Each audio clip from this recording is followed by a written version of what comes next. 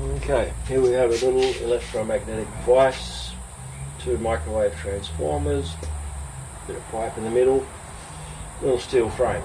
Okay, we're going to get this bit of 10mm flat bar to at least 3 or 4 kilos. Stick it here and pretend that we have to drill a hole in the end. Turn on the vise and start drilling.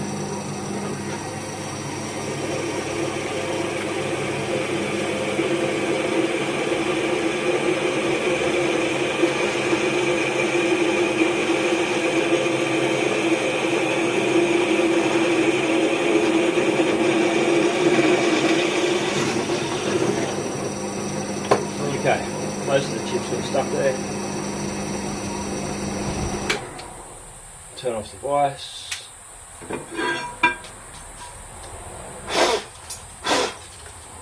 Ready for the next one.